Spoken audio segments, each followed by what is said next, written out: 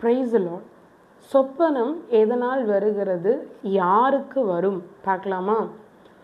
சொப்பனம் அப்படின்னாலே அது தேவனிடத்திலிருந்து வருகிறதா இருக்குது. தொல்லையின் திரட்சியினாலும் சொப்பனம் வரும்.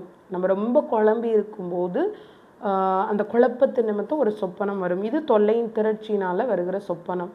ஆனால் தேவனிடத்துலேருந்து வருகிற சொப்பனம் ரொம்ப தெளிவாக இருக்கும். அதில் கண்டிப்பாக ஒரு பெரிய இன்ஃபர்மேஷன் அடங்கி இருக்கும். இதுதான் உண்மை. யாருக்கு சொப்பனம் வரும்?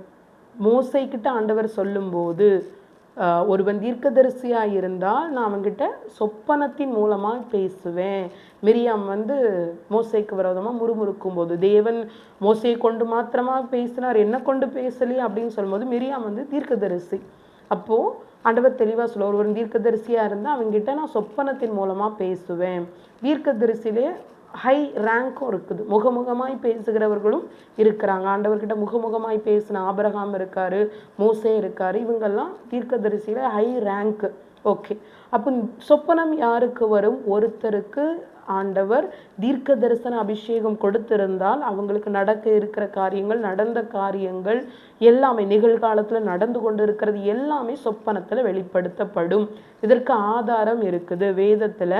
மத்தேயு 1ஆம் அதிகாரம் 24ஆம் வசனத்தை நம்ம 20லிருந்தே வாசித்து பார்த்தோமே ஆனால் யோசேப்பிற்கு மரியாளை குறித்த காரியம் சொப்பனத்தில் வெளிப்படுது. மரியாள் வயிற்றில் உண்டாயிருக்கிற இயேசு கிறிஸ்துவை குறித்து சொப்பனத்தில் வெளிப்படுது. எல்லாமே ஒரு பெரிய திட்டமே ஆண்டவர் யோசேப்புக்கு சொப்பனத்தின் மூலமாய் பேசுகிறார். தொடர்ந்து வாசிச்சோம்னா மத்தேயு 2ஆம் அதிகாரம் 12ஆம் வசனத்தில் வாசிச்சோம்னா சாஸ்திரிகளுக்கு சொப்பனம் வருது. ஏரோதுகிட்ட திரும்ப போகாதீங்கன்னு எச்சரிக்கப்படுறார். 13ஆம் வசனத்தில் யோசேப்புக்கு மறுபடியும் சொப்பனம் வருகிறது. பிள்ளையோ ஏரோது கொல்ல தேடுவான், தப்பிச்சு போயிடு அப்படின்னு. அடுத்து 19ஆம் வசனத்தில் 2ஆம் அதிகாரம் 19ஆம் வசனத்தில் மறுபடியும் சொப்பனம் வருது. பிள்ளையின் பிராணனை வாங்க தேடினவன் இறந்து போயிட்டான், அதனால திரும்ப நீ அந்த நாட்டிற்கு போ. அப்போ தொடர்ந்து அந்த சொப்பனத்தின் மூலமாய் ஆண்டவர் பேசி பேசி யோசேப்புக்கு வர இருந்த தீமை யோசேப்பிற்கு நன்மை செய்யும்படியாய், அந்த திட்டத்திற்கு, தேவ திட்டத்திற்கு யோசேப்பு கீழ்ப்படும்படியாய் ஆண்டவர் பேசினது எல்லாமே சொப்பனத்துல தாங்க.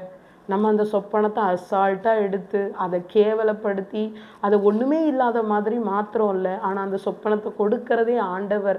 நம்ம வேதம் தெளிவாக சொல்லுது, மனுஷகுமாரனுக்கு விரோதமாக தூஷணம் பேசினா அது மன்னிக்கப்பட்டுருமா, பரிசுத்த ஆவிக்கு விரோதமாக பேசினா அது மன்னிக்கப்படாதான். ஜாக்கிரதை.